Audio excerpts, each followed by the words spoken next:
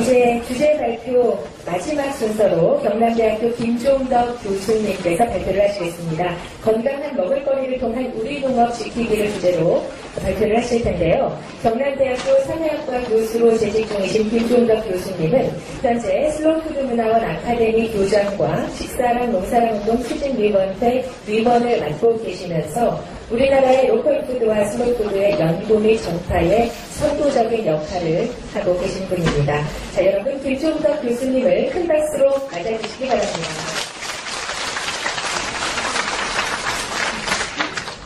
저는 농업이 중요하다 하는 말씀을 좀 얘기하려고 합니다. 그 자료집에 보면은 제가 농업 관련된 그 3가지 글을 썼어요. 그 뒷부분에 첫째는 농업이 천년지대계다 이런 얘기를 썼어요. 우리가 교육이 100년지대계라고 얘기하죠. 교육의 한 10배 정도 더 중요하다는 거죠.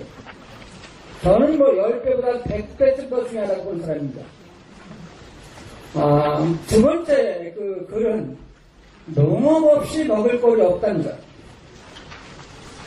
그래서 농업이 제대로 된 농업이 아니면은 우리의 제대로 된 먹을 거리가 없다는 거죠.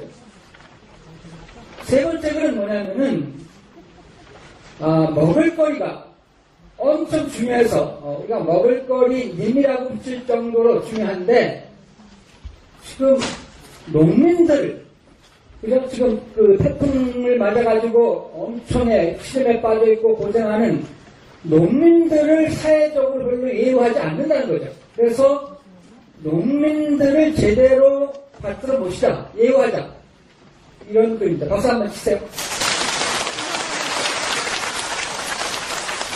어떻게 농민들을 우습게 알고 농민들을 그죠?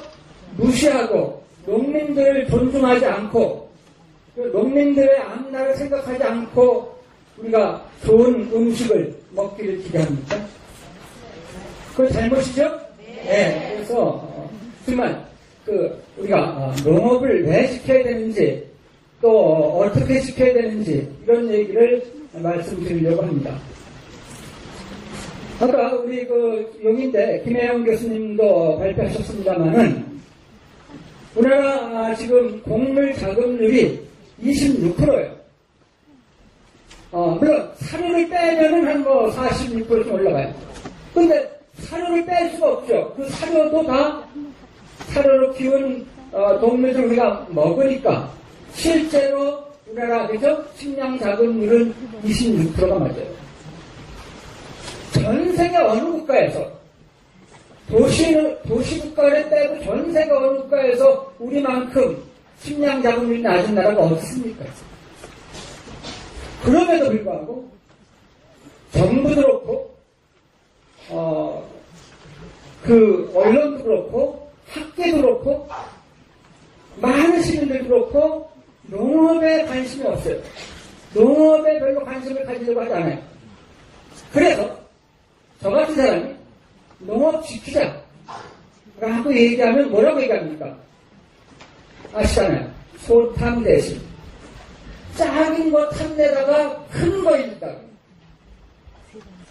농업이 작습니까? 농민이 우습습니까? 전혀 농업은 작은 게 아니에요. 농민이 전혀 우스운 게 아니거든요. 그런데 농업 지키자고 그러면은 소탐 대시라 해서 입막음을 하려고 하고 농업 살리는 거에 대해서 정부도 그렇게 적극적이지 않고 그다음 언론도 적극적이지 않지요. 2010년도에 식생활교육지원법 만들었습니다. 일본의 시급기본법을 상당히 참고해서 식생활교육지원법 만들었습니다만은 그냥 만들었지 실질적으로 하려고 하는 게 별로 없어요. 법을 만들었으면 그 법을 집행하는데 뭐가 필요합니까? 돈이죠? 돈 얼마 안 써요. 돈 얼마 안 쓰고 어떻게 운동을 합니까?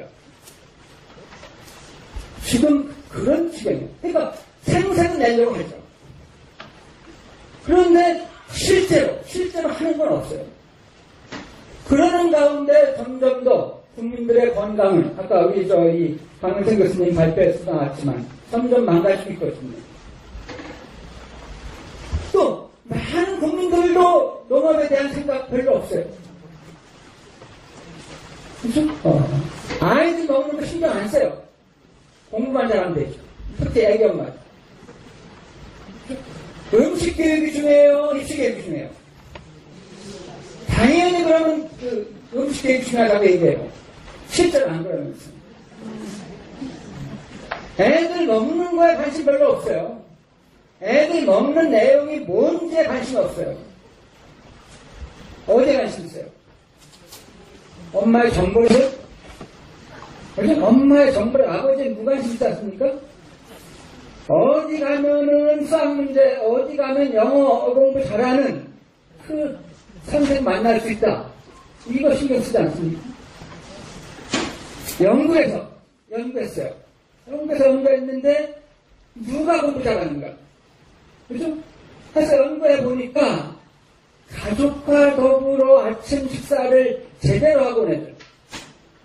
아침에 그야말로 패스트푸드보다는 향토 음식, 또 슬로푸드 이런 음식을 먹고 온 학생들이 학교에 와서 선생님 말씀 집중하고 그 선생님 말씀 집중하니까 걔네들 성적이 좋다는 거예요.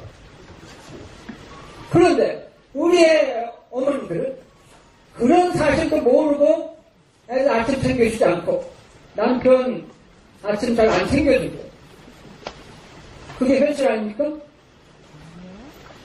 우리가 그죠? 한 80년대만 해도 쌀 소비량이 개인의 식용으로 먹는 쌀 소비량이 130kg 가까이 됐어요. 지금은 한 70kg밖에 안 돼요. 130kg에서 뚝뚝뚝 떨어져갖고 한 73kg. 쌀 자리에 밀이 들어왔어요. 빵이 들어왔어요. 그죠? 또 이제 아침에 걸리는 사람들도 있겠죠. 그 밀이 어떤 밀입니까? 그죠?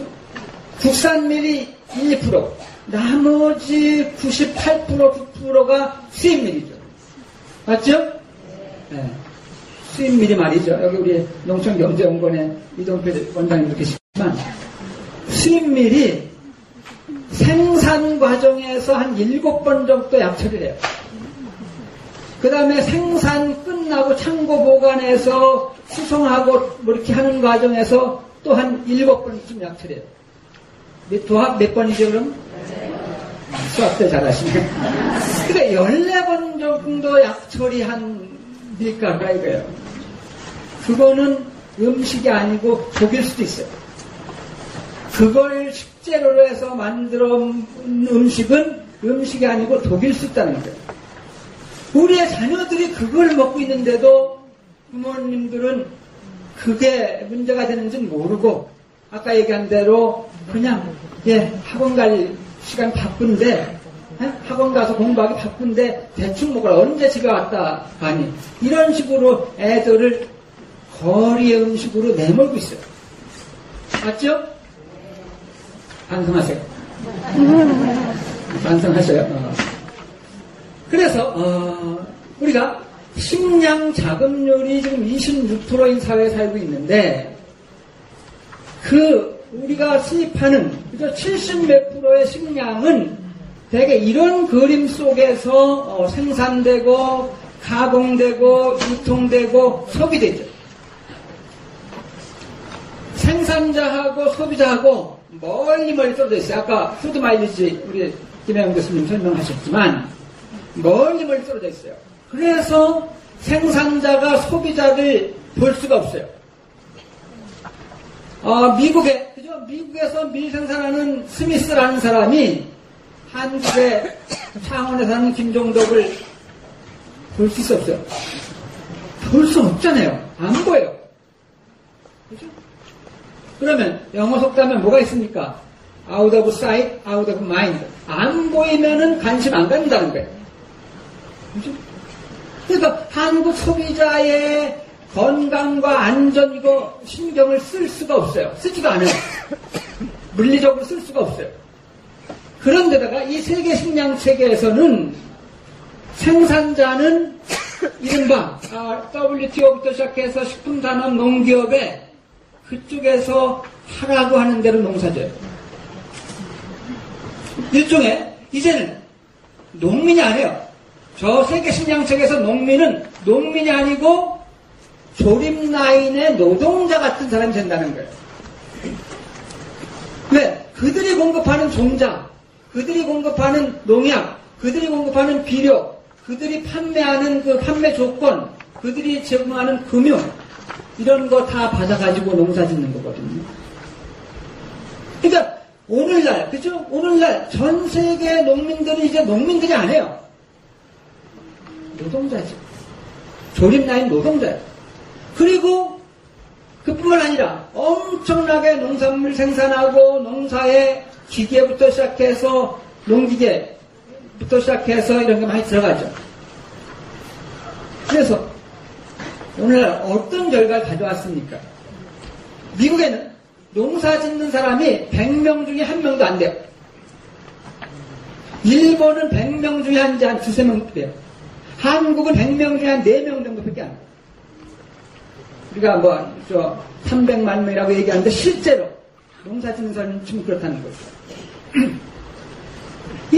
이 세계 식량 체계라는 건요, 기본적으로 농민들을 농촌에서 쫓아내는 거예요. 나쁜 먹을거리를 생산해서 공급할 뿐만 아니라 농민들을 쫓아내요. 그 다음에 여기서는 땅을 땅으로 보지 않아요. 땅은 그냥 단순한 이용 수단이죠. 그래서 온갖 화학비료에다가 온갖 농약을 쓰기 때문에 땅이 죽어있어요, 살아있어요? 땅이 죽어있죠. 콩 심은데 콩 나고 팥 심은데 팥 나는데 죽은 땅에서 나는 먹을거리는 무슨 먹을거리예요? 죽은 먹을거리고 내가 먹는 것이 바로 너다 라고 아까 말씀하셨잖아요. 여기 동영상에도 나왔고 죽은 먹을거리를 먹는 사람은 뭐예요? 네? 대답들을 안 하셔요. 그렇죠? 우리 현실이 그래요. 그래서 이런 그림을 자꾸 이제 소개하고 이 소개 속에서 농업의 중요성 이걸 알려야 되는 거죠. 소비자는 어떠냐? 안타깝게도 이 세계 식량 체계에서의 소비자는 음식 바보예요.